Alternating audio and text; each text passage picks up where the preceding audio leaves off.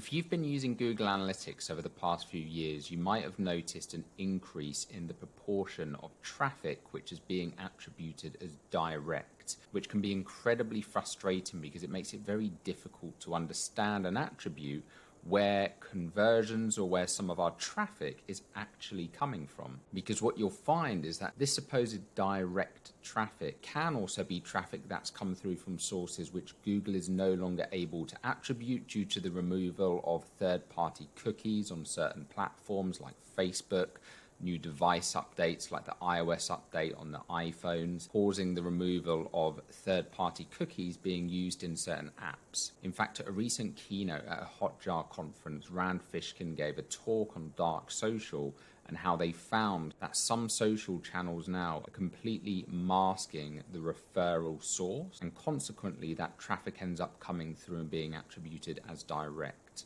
If we have a look here at an example of some of the traffic on our website, direct traffic used to be one of the bottom portions of all of our traffic sources, and over the past few years it's been creeping up and up and up as more and more traffic is being roped into this direct channel. So what can we actually do about this as marketers? Well, one thing's for sure, and that's that the cookieless future we're heading towards and the rate at which new privacy regulations are coming out isn't going away anytime soon, and if anything, it is only going to get harder and harder to track and attribute visits and conversions from websites. However, there are still a few things that you can do to try and get around this direct attribution issue. One of them is to start using UTM parameters more in your links. One of the easiest ways of doing this is to use Google's own campaign URL builder. So if you go onto Google and type in Google UTM Builder, you will find a tool whereby you can plug in any link that you want to promote, whether you're putting a social media post up, whether you're running a paid ad.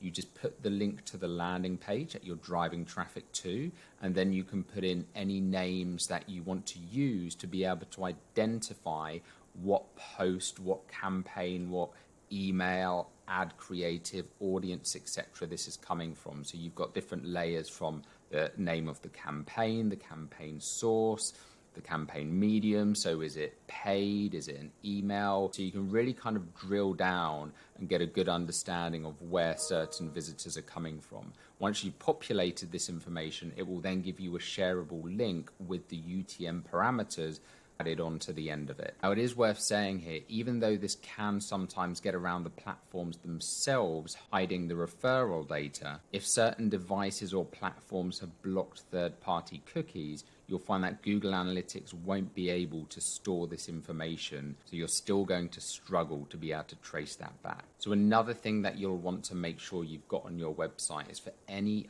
high-intent forms, whether this be calendar booking forms, whether it be high-intent contact forms, or even in your checkout process on e-commerce stores, you want to have a self-attribution form field on those forms. So this will be something like, how or where did you hear about us? Now, as much as people often like to put these in drop-down fields, I find that can be very prescriptive, and you can often end up in situations where you're not getting as much data as you otherwise could. For example, most companies will only put in the channels that they're actually using or actively using to market. Whereas what we found with a lot of clients is that when you have a free-form attribution, sometimes people are hearing about you in ways that you never would have expected.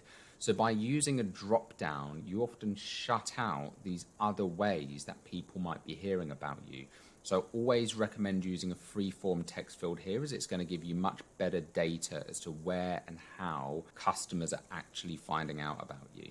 I also just want to say here that this doesn't mean that you should no longer be using analytics or the data is no longer reliable, because it's still going to give you a bit of a benchmark and a rough idea as to how your traffic sources are performing over time, but it is really important to understand the shifting and changing landscape in terms of data privacy and the amount of platforms that are now heading toward banning third-party cookies. Google themselves are actually, as we speak, phasing out third-party cookies throughout this year, which is going to have a dramatic impact on the overall reliability of this data. So all you need to know is when you're looking at the data in analytics, you have to take it with a pinch of salt and just use it as a rough guide, but understand that there may be a lot of gaps in that data that you're actually missing. It's also worth remembering that first-party platform data is also still available. You will still be able to get a rough gauge of how certain platforms are performing in terms of driving traffic to your website by looking on the platforms themselves. For example, if you were to look at your Facebook or LinkedIn account, you will be able to see how many people have clicked on links within certain posts. So even though you might not now see that in your Google Analytics account, you will still be able to get an idea of how well those platforms are actually performing in order to drive traffic. It's just then when it comes to tracking the conversion actions, you are going to have to use different forms such as self-attribution in order to reliably track that information over time.